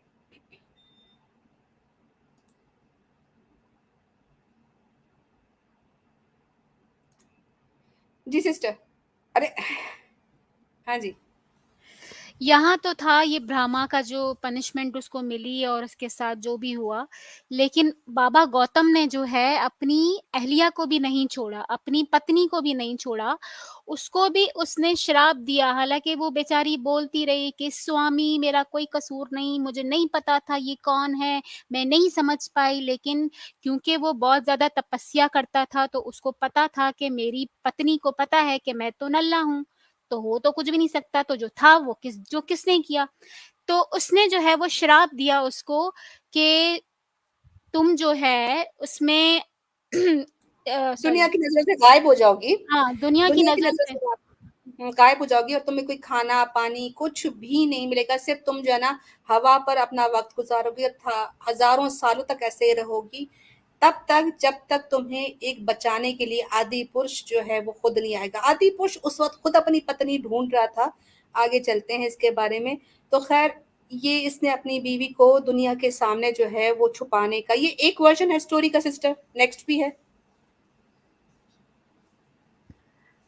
अब आगे चलिए, कुछ वर्जन्स में ये भी आता है कि जो इन्होंने इनको श्राप दिया था, तो उसमें जो है इन्होंने ये कहा था कि तुम जब तक तुम्हें ये जो राम है, इनका राम जो इनका भगवान है, वो आकर तुम्हें अपने पैर तुम्हारे जो जिस जिस तरह उसने उसको पत्थर बनाया हुआ था, उस पर पैर नहीं रखेगा, तो तुम इस श्राप से मुक्त नहीं हो सकती हो। तो फिर जब राम साहब आए और जो है उन्होंने अपना चरण जो है इसके पत्थर जैसे ये स्टोन बनी हुई थी, उस पर जो है उसने पैर रखा और ये दोबारा से जो है वो एक देवी बन गई। लेकिन लेकिन बात यहाँ ये आती है कि ये अगर गलत थी, तो ये फिर पत्थर ही क्यों नहीं रही? क्योंकि जो हम्म। श्राप दिया गया था वो इसलिए दिया गया था क्योंकि इसने गलती की थी और इस बाबा गौतम ने कहा था कि तुम्हें तुम्हारा श्राप, तुम्हारा राम जब राम आएगा वो अपने चरणों से तुम्हें आके दोबारा देवी बनाएगा और उस सूरत में तुम देवी बनोगी जब तुम सही होगी, मैं तुम्हें श्राप से हम्म। आजाद नहीं करूंगा। तो फिर ये जब दोबारा देवी बन गई तो इसका मतलब क्या है कि ये सही थी। नहीं, लेकिन एक चीज है जो सवाल जहन में आता है कि जो सेज यानी कि ऋषि गौतम जो था, अगर वो ये देख सकता था कि कभी कोई राम आएगा और उसने आके श्राप खत्म करना है, तो वो तो उधर बैठे बैठे ये भी तो देख सकता था कि उसकी बीवी जो है वो निर्दोष है या दोषी है, क्या है, वो पता तो लग सकता था। कर्ज देने की क्या जरूरत थी? यानी इनके यहाँ बड़ी अजीब हो गई गरीब किस्म की स्टोरी है कि जी इंदिरा जो है वो हासिल करने के लिए कभी रूस्टर बन जाता है, कभी मुर्गा बन जाता है, तो कभी सेज बन जाता है, लेकिन वो भागते हुए कुछ चेंज नहीं करता। यहाँ पे जो भगवान का सबसे बड़ा ऋषि मुनि है गौतम, उसको नहीं पता चलता कि उसकी बीवी जो है वो देवी है या कलंकनी है, अडल्ट्रस है, लेकिन उसको श्राप दे देता है। उसको राम क्या पता चल जाता है, उसको अपने घर पे इंदिरा जो आ रहा है उसका नहीं पता चल रहा है। इसको ये पता चल गया कि आकर राम ने इसको बचाना है, इसको ये नहीं पता कि अभी अभी सुबह के टाइम में घर से निकला हूं तो शाम को जो है इंदिरा ने मेरी बीवी के साथ गुलू गुलू कर लेना है। लेकिन मुझे एक यहाँ पर सवाल पूछना है टुन्नियों से, एक्स मुस्लिम्स और जितने भी सनातन धर्म के हैं, कि तुम बहुत बढ़-बढ़ कर बोलते हो कि तुम मुसलमानों में जो है औरतों को तलाक दे देते हैं, तो फिर तुम्हारे धर्म में क्या किया जाता है? शराब दिया जाता है, हम्म। पत्थर बना दिया जाता है, वो भी सालों-सालों तक। कितना पीसफुल है ना सिस्टर, कि उसको पत्थर ही बना दिया। ये ह्यूमन राइट्स की वायलेशन है। यहाँ पर मैं कहती हूँ, ये कहते हैं जी औरत, इस्लाम में औरत पर कोई रेप हो जाता है, उसको 4 गवाह की बात की जाती है, फिर उसकी गवाही नहीं मानी जाती है। यहाँ पे तो ना गवाह, ना गवाही, ना औरत के बेचारी के साथ सबूत, कुछ नहीं लिया, उसको जो है हज़ारों सालों के लिए पत्थर बना दिया। तो यहाँ पर किधर गए 4 गवाह इन लोगों के, इधर कहाँ गए इनके ह्यूमन राइट्स और वुमेन राइट्स। मैं कहती हूँ कि ये इस दौर में अगर सेज ने इसको पत्थर बनाया होता, तो क्या ये सारी सनातनी महिलाएं चुप करके बैठी होती? थिंक। चले आगे चलते हैं। अनुषा आपका माइक म्यूट है। खैर मैं आगे इसको मैं लेके चलती हूँ सिस्टर, ठीक है, क्योंकि अब मुझे पता है कि ये मुश्किल काम मेरे कंधों पर आ चुका है। हिंदू ऑर्गन ट्रांसप्लांट, यहाँ पे मैं हिंदू तो नहीं लिखना चाहती थी, यहाँ पे तो मैं कुछ और ही लिखना चाहती थी। खैर Hindu organ transplant, first transplant human and animal transplant, animal से ऑर्गन लेकर जो है वो पहली सर्जरी जो हिंदू मजहब में साइंटिफिक रिलीजन, वैदिक रिलीजन, साइंस जो है वो यहाँ पर जवाब दे देगी। और वो ये हुआ कि जब सेज गौतम जो है वो चले गए हिमालय की तरफ, तो इस वाक्य ने जो कि इंदिरा के साथ हुआ, उसका कभी कुछ कट के रह गया तो कभी कुछ कट के रह गया, और कभी कुछ उग गया तो कभी कुछ निकल आता उसकी पूरी बॉडी पर। तो तमाम जितने भी थे गॉड्स थे वो बड़े परेशान हुए और उन्होंने आके रिक्वेस्ट की। तो सेज ने जो है वो क्या किया, सेज ने जो है वो अपना कर्ज लिफ्ट किया, और तमाम खुदाओं ने, जितने भी देवता थे, उन्होंने एक मेंढे का, यानी रैम जो होता है, जो बड़ा दुम्बे टाइप का जो होता है, उसका जो ऑर्गन था, उसका प्राइवेट पार्ट जो था बेचारे का, वो काट के इंदिरा को फिट किया। पहली सर्जरी, बेचारे मेंढे को, बेचारे रैम को नपुंसक बना दिया, और इंदिरा के अंदर वो मेंढे का जो है वो टेस्टिकल लगा दिया। और ये इनकी कथा में आता। अब नीचे देखिए श्लोक दिया हुआ है वाल्मीकि रामायण का, this RAM is with testicles and Indira is Indeed rendered testicle less. इस मेंढे के पास वो ऑर्गन था, वो जो मैं लफ्ज नहीं बोल पा रही, क्या करें अब, अजीब जानवरों से पाला पड़ा है, ठीक है। और इंदिरा जो था उसके पास वो नहीं था, वो नहीं था, समझ जाइए, डैश नहीं था। एंड देन क्या किया कि taking the testicle of this ram they may be given to Indra quickly, और फिर उसके बाद उस रैम का निकाल कर उन्होंने वो हिस्सा इंदिरा को दे दिया। Thus fire god started his appeal to मेनिस, और फिर इस तरह जो है खुदाओं ने अपनी भक्ति पूरी की। तो ये इनके श्लोकों में आता है कि जी हाँ, इनके यहाँ ह्यूमन एंड एनिमल ऑर्गन आपस में एक्सचेंज हुए और दिया गया, ट्रांसप्लांट किया गया। और यहाँ पर जो पहली ऑर्गन ट्रांसप्लांट था वो यही था, और सबसे पहला जो काम हुआ वो ये हुआ। आगे चलते हैं जी सिस्टर, ये आपके हवाले। इससे पहले मैं एक बात कहना चाहूँगी, ये जो इंदिरा वाली आपने बात बताई कि ये सनातन धर्म के लिए जो है एक सीख भी कह लो कि कभी कुकड़ू ना बनना, वरना तुम्हारे साथ भी यही होगा। बल्कि मैं ये कहती हूँ कि इन लोगों को फिर यही करना चाहिए था ना, अगर इंदिरा के पास वो चीज नहीं थी तो इन्होंने नियोग क्यों सैंक्शन करवाया। इनको जो है वो तमाम अपने नपुंसक सनातनी मर्दों को जो है वो किसी न किसी जानवर का प्राइवेट पार्ट जो है वो फिक्स करवा देना चाहिए था, मसला खत्म। अपने भगवानों को बोलो, जब वो भगवान के पार्ट्स लगा सकते हैं तो किसी इंसान के भी लगा के अपना काम पूरा कर सकते हैं। एग्जैक्टली। फाइनली जो एहलिया है वो 1000 सालों के बाद रिलीज हुई, और उसके बाद जो है गौतम के साथ जो है इसने जो है क्या इसका जो श्राप लगा था उसमें जो है इसको मुक्ति मिल गई। फाइनली वो दोबारा से देवी बन गई, और हम्म। उसके बाद गौतमा जो है उस आया और आकर अपनी अहलिया को उड़ा कर ले गया हिमालयास की तरफ। तो फिर ओए पहले हो, क्यों श्राप दिया था जब ये बाद में ड्रामा कि करने की उड़ाना ही क्या था। हाँ। गौतम नहीं। आया, सॉरी, गौतम उड़ा के रह गया ना उसको हिमालयास की तरफ। हम्म। जब ये श्राद्ध से मुक्त हो गई तो उसने देख लिया कि चलो अब देवी जो है इतने सालों बाद भी खूबसूरत है, ये वो, उसको उड़ान भरा के ले गया। तो मेरा सवाल ये कि पहले क्यों श्राप दिया था, अभी भी नाराज ही रहता ना, दोबारा श्राप दे देता। उसने कहा होगा बेबी इज बैक। नहीं, गौतम उसको ने कहा उसको लगा होगा कि फिर इंदिरा ना आ जाए। नहीं, बात ये है कि पहले तो उसने मुंह काला किया बेचारी, बेचारी को स्टोन बना के। और फिर अगर वो इतनी कोई बुरी औरत थी, स्टोन बनी रही, तुमने उसको इतने हजारों साल अपने, और रखा भी, वो जो स्टोन था वो आश्रम में ही रखा हुआ था। जो स्टोरी हमने शॉर्ट की है तो इसमें ये था कि राम जो है वो आश्रम की तरफ आता है, तो वहां पे उस वो एक पत्थर देखता है जो जिसका आकार औरत की तरह होता है। तो फिर उसको जो ऋषि होता है वो बताता है कि ये यहाँ पर जो है ना, विश्वामित्रा जो होता है इनका साथ जो स्वामी होता है, वो राम को बताता है। अच्छा देखो, राम को नहीं पता होता कि ये पत्थर जो है ये किस चीज का है, ये यहाँ पे क्यों पड़ा हुआ है। उसको भी बताने वाला ऋषि विश्वामित्रा होता है जो कि पूरी कहानी बता रहा था। और ये अपने राम को पुकार होते कि राम जो है अंतर्यामी है, राम को तो हर चीज का पता है। तो राम को ये नहीं पता चला कि उसके पैरों के पास जो पत्थर पड़ा है वो अहिल्या है। सारी कहानी तो विश्वामित्रा ने सुनाई।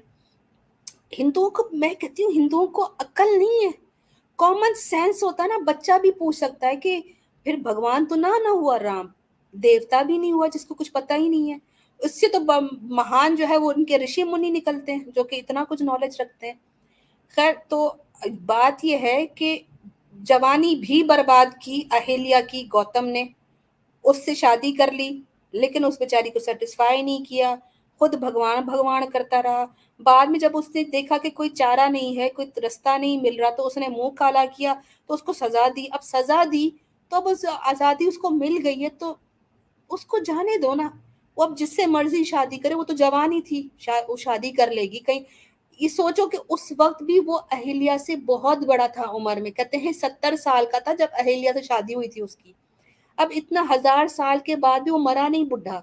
फिर जैसे ही वो रिहाई उसने पाई है अहिल्या ने, तो ये बुढ़ा वहां पे राल टपकाता हुआ वहां पर भी पहुंच गया कि भाई अहिल्या तो वापस आ गई है, तो इस उम्र में मुझे कोई नई औरत तो कोई दे नहीं सकता, और इतनी खूबसूरत तो मिल नहीं सकती। तो उसने आके फिर दोबारा से वो कहा तुम मेरी पत्नी हो, चलो तुम्हारा 7 7 जन्मों का जो है ना, जन्म जन्म का मेरे साथ साथ है। ये तभी तलाके नहीं देते। असल बात मैं बताती हूँ, इनके यहाँ तलाक सिस्टम क्यों नहीं है, क्योंकि इन्होंने जब चाहेंगे ना उस औरत को दोबारा से तकलीफ देकर उसको खींच मरोड़ करके तुम तो मेरी पत्नी रहोगी चाहे इधर भी और मरने के बाद भी, वो बेचारी को तभी उठा के ले गया। ये बड़ा खबीस का बच्चा था गौतम। लेकिन कहने सोचने की बात तो ये है कि हिमालयाज़ ये कौन-सा मतलब ये इस बात की गारंटी कौन दे सकता है कि ये हिमालयाज़ पे जाकर जो है कोई कांड नहीं करेगी? हाँ, नहीं वो हिमालय पे तभी लेके गया ना, पहाड़ पे कौन चढ़ेगा, भगवान तो खैर आ सकता है, इंदिरा वहां पे भी आ सकता था। इंदिरा तो वहाँ भी आ सकता है। नहीं, लेकिन जो पनिशमेंट सिस्टर, जो पनिशमेंट इसने दी थी ना इंदिरा को, वो जो उसके जिस्म पे औरतों का पार्ट बना दिया था ना, वजाइनास बना दी थी, उसके बाद तो जिसका दिल भी कर रहा होगा ना वो भी कहेगा दफा करो, मुंह पे ये चीज बन जानी है। उसने ये असल में ना, उसने गौतम ने ना मिसाल बड़ी अच्छी कायम की कि कोई किसी की बीवी पर नजर डाले ना तो उसके साथ ऐसा कुछ करो कि वो आस पड़ोस के 10 लोग भी जो है ना वो डरे। तो इसने वाकई सजाएं ऐसी दी थी कि किसी की हिम्मत नहीं होनी थी, वो हिमालय भी में भी कोई नहीं, जानवर भी नहीं करीब आने वाला था। लेकिन एक और चीज जो मुझे पॉइंट समझ आ रहा है, राम तो कहते हैं राम जो है वो दुनिया में इंसाफ करने आया था, राम तो जो है वो दुनिया में एक पीस लेके आने वाला था। वो राम ने इतनी बड़ी नाइंसाफी अपनी आंखों के आगे कैसे होने दी, बल्कि गलत सजा देने पर गौतम को मारा क्यों नहीं। राम कहता ना कि भाई तुमने एक औरत को जो कि पाकबाज थी, जिसको मैंने, अगर वो गलत होती तो वो कभी भी अपनी रियल फॉर्म में नहीं आती, पत्थर ही रहती, तो तुमने इसको इतने साल तुमने पत्थर बना के रखा, तो तुम गलत कन्विक्ट किया, तुमने कोई गवाही नहीं मांगी, तुमने कोई चीज नहीं देखी, अब आओ तुम्हें मैं पत्थर बनाता हूँ।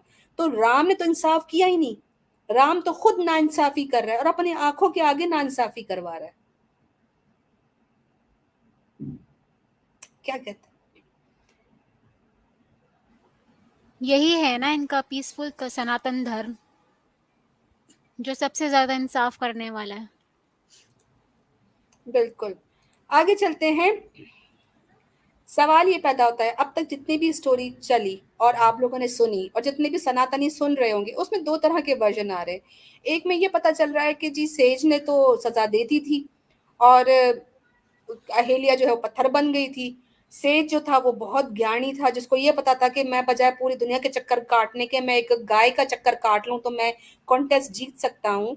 जिसको ये पता है कि आगे आगे वाले 1000 सालों के बाद राम आएगा और वो ये करेगा जो कि अंतर्यामी है और जो कि फ्यूचर बता सकता है। तो उसने अपनी बीवी को सजा कैसे दे सकता है? इसका मतलब उसे पता था कि उसकी बीवी कैरेक्टरलेस है। लेकिन दूसरी तरफ फिर वर्जन ये आता है कि अगर वो कैरेक्टरलेस थी तो फिर वो पत्थर से इंसान कैसे बन गई? क्यों वो असर? तो इसमें एक कंफ्यूजन है इन लोगों की, जो सनातनी है ना, इन लोगों की कहानियों में, हिंदू कल्चर की जितनी भी कहानियां है ना, उसमें आपको कभी भी कोई चीज क्लियर नहीं मिल सकती। जब नहीं समझ आता तो कहते हैं लीला है, समझ ना आए तो माया है। ये माया लीला लीला माया, इन्होंने हमारा दिमाग जो है ना वो तबाह ढीला कर कर दिया दिया है, है। गीला कर दिया। हकीकत है, लीला और माया ने हमारा दिमाग गीला कर दिया है। लेकिन इन इन लोगों को समझ नहीं आता। अब हमारे ऊपर डिपेंड करता है कि हम इस स्टोरी में से, या जो हिंदू है वो क्या समझते हैं। अब कंक्लूजन ये निकलता है कि इनकी वाल्मीकि रामायण के अंदर आता है कि इनके जो लिखा हुआ है, और ये मैंने श्लोक दिया हुआ है वाल्मीकि का चैप्टर 1 का 48 का 19 वर्स है। उसमें है कि वो सोच रही थी कि ये मेरा हस्बैंड नहीं हो सकता, क्योंकि अगर ये मेरा हस्बैंड होता तो ये कभी भी इस तरह नहीं आता जिस तरह ये मुझसे मोहब्बत कर रहा है। तो ये जरूर वो इंद्रा होगा जो कि मेरे पीछे दीवाना है। So let him have it. इस जुमले इसमें जुमला है, इसका जो भाष्य है उसमें कमेंटरी में आता है कि फिर उसने कहा कि मैं इसको मना नहीं करती, and let him have it. ले लेने दो इसको जो चाहिए, मिल जाए वो जो चाहता है। तो इसका मतलब ये है कि जब इनकी अपनी वाल्मीकि रामायण में ये लिखा हुआ है, और वाल्मीकि रामायण को ये ऑथेंटिक मानते हैं, और इसके अलावा इनके ब्राह्मणास में भी जो वेदास कहलाती हैं उसमें भी जो अहिल्या का जो लवर कहलाया गया है इंद्रा को, वो मोहब्बत करती थी इंद्रा को, तभी उसको लवर ऑफ अहिल्या कहा गया है। इसके अलावा ये भी कहा गया कि सेज ने जब उसे कर्स किया तो वो इनोसेंट नहीं हो सकती। So the final verdict is that के अहिल्या जो थी वो कैरेक्टर लेस औरत थी। वो पंचकन्याओं में नहीं आ सकती, लेकिन उन्होंने फिर भी पंचकन्याओं में उसको डाला। और ये मैंने आप लोगों के सामने फिर इसका श्लोक डाल दिया, लेट हिम हैव इट। उसने अपने आप को अर्पण कर दिया लॉर्ड इंदिरा को, और ये इन लोगों की किताबों में साबित है। सो इंदिरा जो थी वो बिल्कुल भी इंदिरा जो था वो बिल्कुल भी जो है उसने गलत किया या नहीं किया वो हम बाद में बताएंगे। अब यहाँ पे इस स्टोरी में कुछ चीजें हमें मिलती हैं वैदिक साइंसेस की, यानी कि इनका जो एक हिंदू हिंदू साइंटिफिक रिलीजन जो ये लोग बनाते हैं। एक वेबसाइट थी जहाँ पे हिंदू जो है वो बड़े गर्व से बता रहे थे कि इस अहेलिया और इंदिरा की स्टोरी में हमें क्या क्या साइंटिफिक चीजें मिलती हैं जो कि बहुत सालों के बाद साइंस ने दरियाफ्त की, लेकिन वेदास में वो पहले आ चुकी थी। और वो क्या था? Human and animal organ transplantation. क्योंकि इंदिरा के जो टेस्टिकल्स थे वो रैम के लगाए गए थे, यानी कि वो मेंढे के लगाए गए थे। उसके बाद इसमें ह्यूमन क्लोनिंग का भी जिक्र आता है, क्लोनिंग टेक्निक का, क्योंकि ब्रह्मा ने जो है अहलिया को पानी में से बनाया, ना कि किसी इंसान में से। तो इन्होंने कहा कि जी लो देखो जी, हमारे तो हिंदुओं ने पहले ही वेदास में लिख दिया कि human and animal organ transplantation जो कि अब हो रही है, तो जी हमारा हिंदू मजहब बिल्कुल सही है। उसके बाद जी लॉर्ड ब्रह्मा ने अहिल्या को पानी से पैदा किया, so it was a cloning technique. तो हमारे जो ब्रह्मा थे वो सबसे पहले सर्जन भी थे और साइंटिस्ट भी थे। उसके बाद उन्होंने कहा कि कैमरा तो बहुत बाद में आई, लेकिन जो आंखें इंदिरा की जिस्म पे बनी हुई थी वो तो सीसीटीवी कैमरा और मल्टीपल कैमरास वाला लुक देती थी। तो ये जो आइडिया है मल्टीपल कैमरास का, ये भी हमारे इंदिरा के पास से आया। सो इस तरह हमारी साइंसेस जो है ना, वैदिक साइंसेस, वो हमारे शास्त्रों में पहले ही बता दी गई, जो कि साइंस ने कॉपी करके आगे वो चीजें की हैं। सो ये इनका साइंटिफिक रिलीजन सर। आँखों से पहले क्या था वो नज़र नहीं आया इनको? आंखों से पहले जो था वो बना नहीं सके ना। वो जिस्म पे उन्होंने आंखें तो बना डाली उसकी बहुत सारी, लेकिन औरत का वो जो पार्ट है, प्राइवेट पार्ट, वो बनाते हुए इन लोगों की जान निकल रही थी। खैर, आम, सवाल, जो टुन्नी ये स्टोरी सुन रहे थे, आपकी आपको नींद आ रही है या आप मजीद कंफ्यूज हो गए? अब आपको समझ आ रही होगी कि किस तरह आप लोगों को बेवकूफ बनाया जा रहा है। अब आपको समझ आ जानी चाहिए कि किस तरह आपके शास्त्रों में आप लोगों को गोबर खिलाने की टेक्निक बताई जा रही। जब आप लोग इस तरह की कहानियां एक्सेप्ट कर लेते हो तो आप लोगों के लिए ये भी एक्सेप्ट करना बिल्कुल मुश्किल नहीं कि गोबर में रेडिएशन रोकने की क्षमता है। आपके लिए ये भी मुश्किल नहीं कि गांव के यूरिन में यानी कि गांव के पेशाब में जो है वो आपको कैंसर की हीलिंग है। आपको फिर ये भी बताया गया है कि अगर आप गाय गाय के पेट पे सर रखोगे तो आपका ब्लड प्रेशर कम हो जाएगा, उस पर हाथ फेरोगे तो आपका डिप्रेशन खत्म होगा। क्योंकि जब आप इस तरह की कहानियां सुन लेते हो तो फिर आपके दिमाग की जो है वो अंतिम यात्रा हो जाती है और उसका राम नाम सत्य हो जाता है, ब्रेन का कोई काम नहीं बचता किसी हिंदू के दिमाग में। तो फिर उसके बाद जो है वो जिस तरह की भी चीजें उनको समझा दो, करवा लो और जो बोलते जाओ उस पर एक सनातनी है आंखें बंद करके यकीन करता है। और यही वजह है कि इनको इनकी मूवीज में जिस तरह की भी चीजें दिखा दी जाए, चाहे वो कश्मीर फाइल्स हो, केरला हो, पुरानी केरला स्टोरी है, और उसके अलावा उल्टे सीधे जो भी चीजें बता दी जाती हैं तो वो उस पर यकीन कर लेते हैं बगैर अपना ब्रेन यूज किए। क्योंकि ये सालों की ट्रेनिंग इनको दी जाती है कि तुम इस तरह की गोबरिया स्टोरीज पर यकीन करने लगते हो तो फिर तुम्हारे लिए गोबर और मूत एक समान हो जाता है। क्या बात है जी sister. That was the end of our story. Parina Hamid हमारे साथ मौजूद हैं। अस्सलाम वालेकुम सिस्टर। जी, वालेकुम अस्सलाम रहमतुल्लाहि व बरकातुहू। नींद उड़ी कि नींद आई? मैं तो सबसे पहले आप दोनों की हिम्मत की दाद देती हूँ कि इतना कंफ्यूजिंग मैटर आप लोगों ने कैसे हैंडल किया। मैं तो सुनते-सुनते पागल हो रही थी और मैं सोच रही थी ये भगवानों की स्टोरी है कि शैतानों की स्टोरी से ये समझ में नहीं आ रहा था। फिर ये लग रहा था कि ये टीनेजर्स के जो झगड़े होते हैं स्कूल में ना ऐसे ही सुनते थे, मतलब इसने इसको ये किया, उसने ये, बस फ़र्क सिर्फ़ इतना था उनके पास पावर नहीं था श्राप देने को और पता नहीं किसके आई डोंट नो। ये बिल्कुल बच्चों वाली स्टोरी है, मतलब इन द सेंस जो मेंटालिटी भगवानी के है, जो मैच्योर भगवान होंगे वो तो है ही नहीं, ठीक है? मतलब जो माइंडसेट ऑफ द भगवान अजीब-ओ-गरीब, और औरतों के लिए झगड़ा कर रहे हैं, मर्दों के लिए झगड़ा कर रहे हैं, I don't know what is this. और इसमें तो नींद पता नहीं इंसान को कैसे आती है, ये पूरी ज़िंदगी कैसे गुज़ार रहे हैं इस कन्फ्यूज़न में। और इसलिए समझ में आता है कि मोदी जो कर रहा होता है ना, लाइक वी नो लाइक अब क्यों कर रहा है और इनको पता भी नहीं चलता होता है, like I am just saying like इनके पॉलिटिशियन के इनके साथ इतना गेम कैसे करते हैं, इनके भगवानों में इतने कंफ्यूज्ड हैं तो फिर इंसानों में कैसे क्लैरिटी होगी इनको, तो वैसे बड़ी अजीब अजीब बात की है, भगवानों में मेच्योरिटी। मतलब मेंटालिटी जो इन्होंने जो जो माइंडसेट दिखाया है किताबों में इनके, कोई बच्चा भी देखेगा ना तो मतलब अगर वो मतलब बच्चों को शायद कन्विंस करना इजी हो जाएगा, किसी अडल्ट को अगर इस बात में वो कन्विंस हो चुका है कि ये भगवान है तो उसको तो फिर अल्लाह ही मालिक है, अल्लाह ही हिदायत दे इन लोगों को। सही बात तो है, बिल्कुल। तो अच्छा, एनीवेज पूरी प्रोग्राम स्टोरी बहुत सुनी आपने? जी परीना पूरी स्टोरी सुनी? जी, मैं सुन रही थी लेकिन हाँ, कमेंट में मैं ज़्यादा देर से, लेकिन I was watching it through out the story, लेकिन आई स्वेयर मुझे कुछ समझ में नहीं आया कौन किसको क्या कह रहा था। एक से आप दूसरे में शिफ्ट होती है, मुझे पिछला वाला भूल गया होता है क्या-क्या उन्होंने पिछले दफ़ा क्या कहा था। आई डोंट नो क्या हाउ ये तुम मैं ऋषि ये गौतम बन गए हो। भूल गए।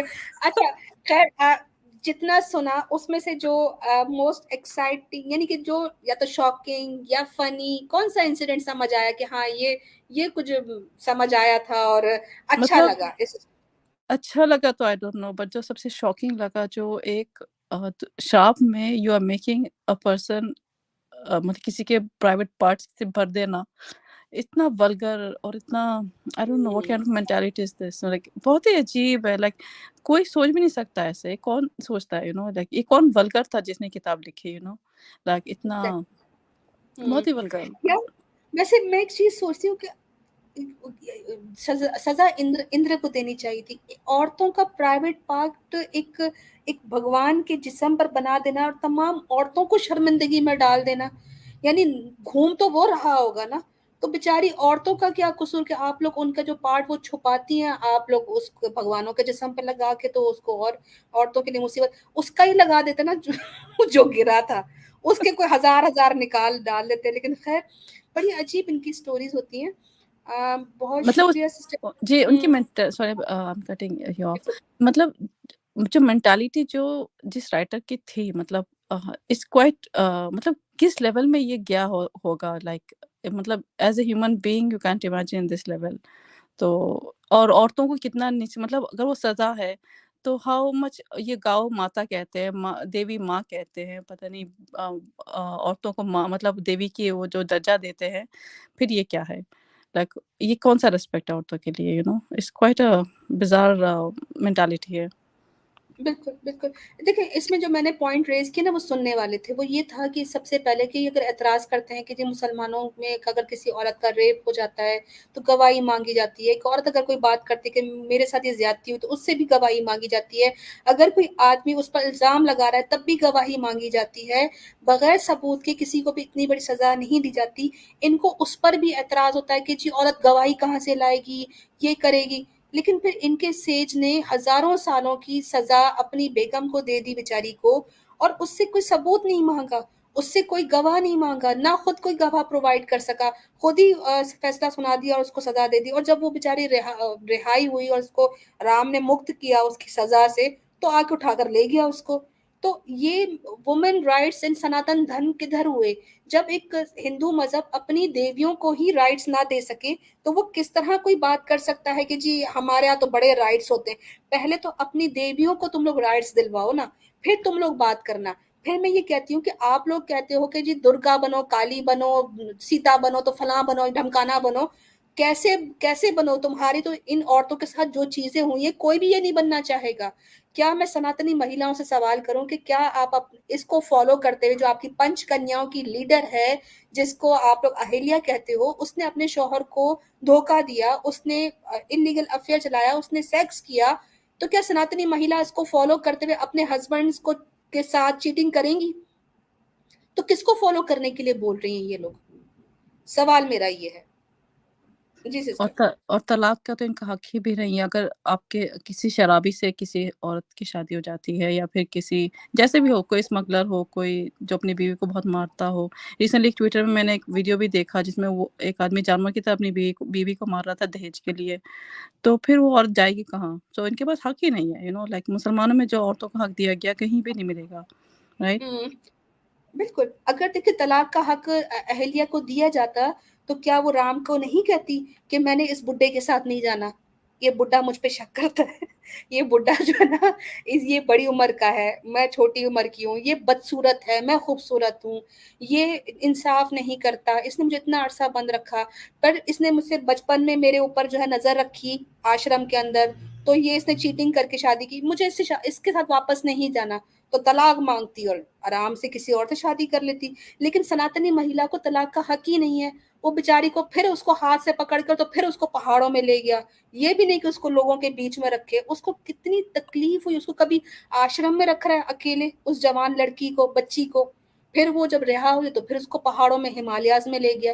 भई तपस्या तो तुमने करनी है, तुमने देव बनना है, तुम ऋषि मुनि हो, उसको किस चीज़ की सज़ा दे रहे हो? तो ह्यूमन राइट्स या वुमेन राइट्स बिल्कुल भी नहीं है सनातन धर्म में। ये हमारा इस स्टोरी के बाद कंक्लूजन निकलता है।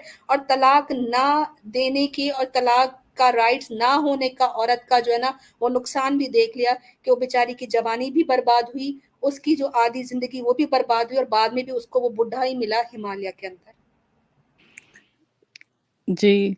और उनकी बस खुशी जो होती है ना, जो सनातन महिलाएँ जो हमें ताना देती हैं कि तुम लोगों को पर्दा करना पड़ता है ज़बरदस्ती, ठीक है? इसी में ये खुश हैं। ये और हम्म। हमें पता है कि पर्दा कितनी बड़ी नेमत है, राइट? मतलब वी नो, राइट? कितनी प्रोटेक्शन है बहुत और बेहतरीन पॉइंट आपने, ये पॉइंट जी, मेरा मिस हो जी, गया परीना, ये जी। बेहतरीन पॉइंट। अगर वाकई में अहिल्या पर्दा करती होती, तो उसके ऊपर इंद्रा नजर नहीं डालता, वो बाकी गौतम गौतम शौतम ये सारे उस पे नहीं करते। और अगर इंद्रा ने ऐसे कोई हरकत की भी होती, तो कम से कम गौतम ये तो कह सकता था कि मेरी बीवी पर्देदार है, वो किसी के सामने ऐसा नहीं कर सकती है, तो वो उस पर शक भी ना करता। क्योंकि वो जब किसी को दिखाना पसंद नहीं करती, तो उसके साथ कुछ करना कैसे पसंद करती। बहुत ही बेहतरीन पॉइंट निकाला परीना, वेल डन। जी, और बस फिर से मैं कहूँगी आप दोनों सिस्टर्स को really it takes a lot of मतलब बहुत ही हिम्मत की बात है। इतना कन्फ्यूज़न वाला जो आपने एक टॉपिक उठाया, उसको फिर प्रेज़ेंट किया, खुद न कन्फ्यूज़ ना होके, इट्स नॉट अ जोक। मेरे लिए तो मैं शायद कभी ना कर पाऊँ, आई एम टेलिंग यू। बिल्कुल। अच्छा, मुझे पता चला है कि मुफ्ती यासिर वाजी साहब की भी स्ट्रीम चल रही है, तो sisters only can join. Link मैं पब्लिक करूंगी, सिर्फ सिस्टर्स ज्वाइन करेंगी, कोई भी भाई नहीं ज्वाइन करेगा, कोई भी मेल कॉलर्स मैं बिल्कुल ऐड नहीं करूंगी। सिस्टर्स आकर बात कर सकती हैं एंड विद इन 10 मिनट्स हम इसको कंक्लूड करेंगे। तो कोई बहन आकर बात रखना चाहती है, सनातन मजहब के बारे में रखना चाहती है कि नहीं ये स्टोरी का वर्जन ऐसा नहीं था, या इसमें ये राइट पता चलता है, या फिर कोई मुसलमान औरत आके ये बात करना चाहती है कि किस तरह इस्लाम में ये सब चीज़ें नहीं हो सकती हैं, तो ज़रूर हमें ज्वाइन करें। सिस्टर्स ही ओनली ज्वाइन करेंगी, भाइयों ज्वाइन मत कीजिएगा वरना ब्लॉक हो जाएंगे। तो only sisters can join us on this live stream, और टॉपिक पे ही बात रहेगी एंड विद इन 10 मिनट्स जो है हम इसे वाइंड अप करेंगे and then we will go to Mufti Yasir Wazi Sahab stream. जी, जी, मैं ज्वाइन नीचे भी चली कीजिए। जाती हूँ, ठीक है? हाँ, हाँ। अस्सलाम सिस्टर वालेकुम। वालेकुम, स्टेज पे रहना चाहे तो रहती, कोई ऐसा मसला नहीं है। बाकी सिस्टर्स भी हमें ज्वाइन कर सकती हैं, सनातनी सिस्टर्स हमें ज्वाइन करें, सोनी खान ज्वाइन करें, बिनते ईव ज्वाइन करें, गुल मकई ज्वाइन करें। खाली कमेंट्स में ही वॉरियर बने रहना है आप बहनों ने, ज्वाइन कीजिए हमें। अच्छा सिस्टर, एक और चीज़ आप भूल गई शायद कि आज हमें पूछना था कि कमिंग जो स्टोरी है हमारी किस चीज़ पर या होनी चाहिए। वेरी गुड पॉइंट, कौन सी स्टोरी नेक्स्ट सुनना चाहेंगे? लेकिन खैर मेरे जहन में एक दो स्टोरीज हैं और वो भी इससे भी अच्छी बनने वाली हैं और ज़रूर करेंगे। नहीं बिनते ही आप नीचे ठीक नहीं हो, ऊपर आ जाओ। हम इतनी बहनें मेहनत करती हैं तो हमारी बहनें भी नहीं आएंगी क्या स्ट्रीम में? चलिए सिस्टर्स ज्वाइन, सिस्टर्स ये सिस्टर्स के लिंक है, लास्ट टाइम मैं दे रही हूँ, इसके बाद अगर कोई सिस्टर ने ज्वाइन नहीं किया तो फिर हम इसको वाइंड अप करेंगे। अच्छा, कमेंट्स में बताइए कौन सी नेक्स्ट स्टोरी जो आपके जहन में आ रही है जो कि आप लोग सुनना चाहेंगे, और अपनी फेवरेट स्टोरी जो है वो सेंड कर दीजिए, हम इंशाल्लाह उस पर प्रोग्राम रख लेंगे। दूसरा ये कि आज की बेड टाइम स्टोरी कैसी लगी, बेड टाइम स्टोरी थी या हॉरर स्टोरी थी, ये भी बताइए। और एलिना सिस ये जाती है एलिना सिस्टर ये जाती है, आमिर भाई के चैनल में जगह नहीं मिलती और यहाँ एंट्री टिकट ही नहीं मिलती। भाई उसके लिए जो है ना, वो आप लोगों को भगवानों को बोल के तो अपना चेंज करवाना पड़ेगा, क्योंकि यहाँ पर जो है ना ओनली सिस्टर्स कैन ज्वाइन। अगर कोई भाई हमारे साथ होता तो हम जरूर लिंक पब्लिक करते, लेकिन आज हमारे साथ कोई भाई ज्वाइन नहीं किया हुआ, तो ये हमारा रूल है कि sisters only talk with sisters, तो आदमियों के साथ हम इंटरेक्ट नहीं करेंगे, ये हमारी इस टीम का रूल है। अगर कोई भाई हमें ज्वाइन कर लेगा हमारी टीम का मेंबर तो हम ले सकते हैं। तो इंशाल्लाह किसी नेक्स्ट टाइम पे, इंशाल्लाह नेक्स्ट स्ट्रीम में ज़रूर आमिर भाई हमारे साथ रहेंगे, सैम भाई भी इनवाइट करेंगे इंशाल्लाह उनको। तो ये ज़रा ऑड डेज में होता तो ज़रा मुश्किल होता है। ठीक है सिस्टर अनुषा, वाइंड अप की तरफ चलते हैं। आप बताइए कैसा लगा आज पहली episode tales from the Vedas untold story of Hindu culture, कैसा आपका एक्सपीरियंस रहा? बहुत मज़ा आया स्टोरी एक्सप्लेन करने में भी, फिर आपसे सुनने में भी बहुत मज़ा आया। स्टोरी बताने का मकसद यही था कि हमारे जो सनातनी बहनें और जितने भी सनातनी धर्म के लोग हैं, जो इस्लाम को जो है वो गलत कहते हैं, पाबंदियाँ लगाना कहते हैं, पर्दे में रहते हैं, पर्दे में रहने का कहते हैं कि तुम्हें जो है औरतों को 4 दीवारों में बंद कर दिया जाता है क्या? तो पर्दे में रखने का मतलब भी यही होता है कि औरत जो है वो हर मर्द की गंदी नज़र से पाक रहे।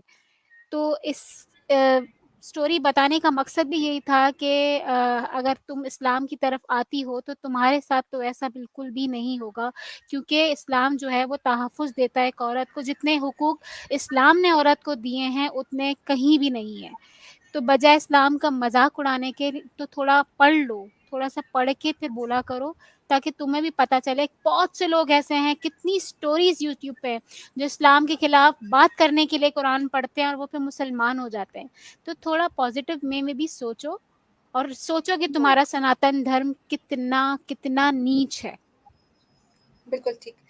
बिनते कहती हैं आमतौर पर स्टोरी सुनकर नींद आती है, आज तो नींद ही उड़ गई है। मेरी बहन, नींद हमने उड़ानी थी असल में हिंदुओं की, जो कि इसको बड़ी ही धार्मिक कथाएं मानते हैं। आई एम श्योर कि अहिल्या आज के दौर में होती तो उसने एक सेकंड नहीं लगाना था इस्लाम कबूल करने के लिए। उसके रीजन सबसे पहले ये कि उस बेचारी को अपनी जो भी उस पर इल्ज़ाम लगाया था, तो वो यहाँ पे कह सकती थी कि गवाह लाओ, मुझ पर अगर कोई चीज़ जुल्म करने लगे हो या मुझे कोई सजा देने लगे हो। दूसरा ये कि उसको राइट होता कि उससे पूछे बिना शादी नहीं करवाई जाती, इस तरह कॉन्टेस्ट और रेस और अवार्ड की तरह नहीं जीती जाती, ऊपर सट्टा आई जाती। दूसरा ये कि अहिल्या को पूरी इजाज़त होती कि वो नकाब करती, अपना जिस्म छुपाती, चेहरा छुपाती, तो इन तरह की गंदी नज़र उस पे ना पड़ती।